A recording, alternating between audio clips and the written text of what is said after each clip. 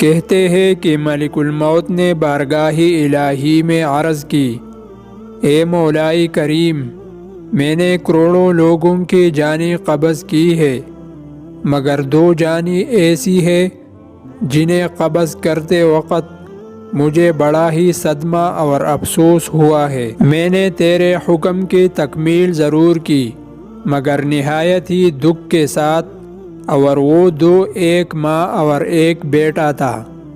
واقعہ کچھ اس طرح سے ہے کہ ایک جہاز غرق ہو گیا تھا اور ایک عورت اپنے شیرخوار بچے کے ساتھ ایک تختے کا سہارا لینے میں کامیاب ہو گئی۔ تختہ دریا میں بہہ رہا تھا اور ماں اور بیٹا اس پر سوار تھے۔ اے مولائی کریم، اچانک تیرا حکم ہوا اور میں نے ماں کی جان اس تختے پر نکال لی۔ میرے لیے پریشان کن بات یہ تھی کہ ماں مر چکی ہے، اب بچے کا کیا حشر ہوگا؟ بچہ ایک ٹوٹی ہوئی تختے پر سوار ہے اور تختہ ہر آنے والے لہروں سے ٹکرا رہا ہے، جو کسی وقت بھی کسی تیز لہر کے زد میں آ کر الٹ سکتا ہے۔ بچے کے لیے نہ خوراک کا انتظام ہے، نہ کسی نگران کا بندوبست ہے۔ دریا کے کنارے 2 بھی کپڑے دھو رہے تھے۔ اچانک کسی کی اس بچے پر نظر پڑی تو تختے کو کھینچ کر لائے۔ وہ سب بڑے حیران ہوئے کہ ماں مر چکی ہے، بچہ بے یار و مددگار تختے پر زندہ سلامت موجود ہے۔ وہ لوگ اس بچے کو اپنے سردار کے پاس لے گئے۔ سردار بیچارہ بے اولاد تھا۔ سردار خوبصورت بچہ دیکھ کر اس پر اس کا دل آ گیا اور سردار نے بچے کو اپنے نگرانی میں لے کر اسے بیٹا بنا لیا۔ یہ بچہ 8-9 سال کی عمر کا تھا کہ اپنے ساتھی بچوں کے ساتھ کھیل رہا تھا۔ اتنے میں بادشاہی وقت کے سواری کے آمد کا شور سن کر سب لوگ ادھر ادھر بھاگ گئے، مگر یہ بچہ سڑک پر اکیلا کھڑا رہا۔ بادشاہ کی سواری گزر گئی، اس کے پیچھے اس کا عملہ پیدل آ رہا تھا۔ ان میں سے ایک سپاہی کو راستے میں سے سرمے کے ایک پوڑیا ملی۔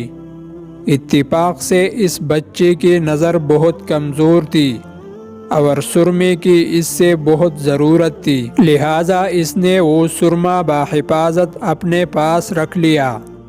آنکھوں میں لگانے سے پہلے اسے خیال آیا کہ یہ سرما تکلیف نہ پہنچائے، لگانے سے پہلے کسی دوسرے شخص پر آزما لینا چاہیے۔ قریب ہی وہ بچہ کھڑا تھا، اس نے اس بچے پر آزمانا چاہا۔ بچے نے سرما اپنے آنکھوں میں لگا لیا، مگر جو ہی سرما اس نے لگایا، اسے زمین کے تہہ میں موجود چیزیں بھی نظر آنے لگی۔ اس نے دیکھا کہ زمین کے اندر بہت سے خزانے پوشیدہ ہے۔ بچہ ہوشیار تھا، اس نے چیخنا چلانا شروع کر دیا کہ سرما لگانے کی وجہ سے میری آنکھوں میں سخت تکلیف ہو گئی ہے۔ وہ لوگ سرمے کے پوڑیا گرا کر چلے گئے۔ بچہ سرمے کے پوڑیا اٹھا کر گھر پہنچا اور خوشی خوشی باپ کو سارا واقعہ سنایا۔ سردار بڑا ہی خوش ہوا۔ باپ نے کہا، ہمارے پاس آدمی بھی ہے اور گدے بھی ہے، تم سرما لگاؤ، ہم تمہارے ساتھ چلتے ہیں، جہاں کہیں خزانہ پاؤ ہمیں بتاؤ، ہم نکالیں گے۔ چنانچہ ایسے ہی ہوا۔ بچے کے بتانے پر وہ لوگ خزانے نکالنے لگ گئے۔ تھوڑی ہی عرصے میں امیر بن گئے۔ بچہ جوان ہوا تو اس نے اپنے پر پرزے نکالنے شروع کیے۔ ان کے پاس دولت کے پروانے ہو گئے۔ زمین کے تمام خزانے اس کی نظروں میں تھے۔ اس نے آہستہ آہستہ بہت سے آدمی اپنے ساتھ ملا لیے۔ اس کے بعد تمام سرداروں کو ادھر ادھر کر دیا اور خود سردار بن گیا۔ آخر کار نوبت یہاں تک آ پہنچی کہ اس نے بادشاہ کے ساتھ بھی ٹکر لے لی اور اسے مغلوب کر کے خود بادشاہ بن گیا۔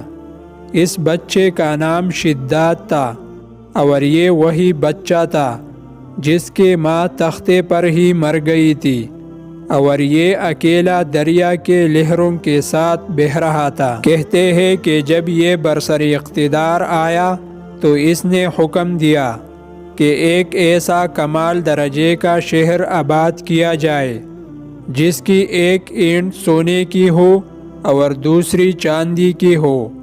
اس میں ایک عالیشان باغ ہو جس میں دنیا کی ہر چیز مصر ہو۔ جب وہ شہر ہر لحاظ سے مکمل ہو گیا تو شداد نے ارادہ کیا کہ جا کر اس شہر کا نظارہ کیا جائے۔ وہ شہر کو دیکھنے نکلا۔ ابھی وہ دروازے تک ہی پہنچا تھا کہ ملک الموت کو حکم ہوا اور اس نے وہی اس کی روح قبض کر لی۔ اسے اتنا موقع بھی نہ دیا کہ اپنے بے مثال باغ کو ایک نظر دیکھ سکتا۔ ملک الموت نے کہا کہ اے مولائی کریم، اس شخص کی روح قبض کرتے وقت بھی مجھے نہایت ہی صدمہ پہنچا کہ وہ شخص ہر چیز کر کے اسے دیکھ بھی نہ سکا۔ اللہ تعالی نے فرمایا، یہ وہی بچہ ہے جس کی ماں تختے پر مر گئی تھی اور اس پر تجھے ترس آیا تھا۔ اس بچے نے بڑے ہو کر نافرمانی کی، خدا کی حکم سے بغاوت کی اور سرکشی اختیار کر لی، مگر ہم نے اسے خود ساختہ جنت میں قدم رکھنے کی مہلت بھی نہ دی اور اسے باہر ہی ہلاک کر دیا۔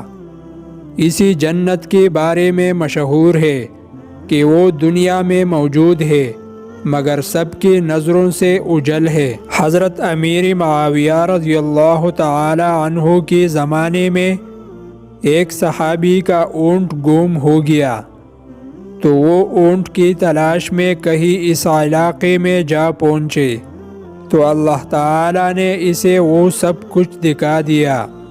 وہ صحابی وہاں کی کوئی نشانی بھی ساتھ لایا تھا۔ اس صحابی نے یہ واقعہ امیر معاویہ رضی اللہ تعالی عنہ کے پاس بیان کیا۔ انہوں نے اس جگہ کو کافی تلاش کرایا مگر کسی کو بھی وہ جنت نہ ملی اور اسے اللہ تعالی نے ہمیشہ ہمیشہ کے لیے پوشیدہ کر دیا۔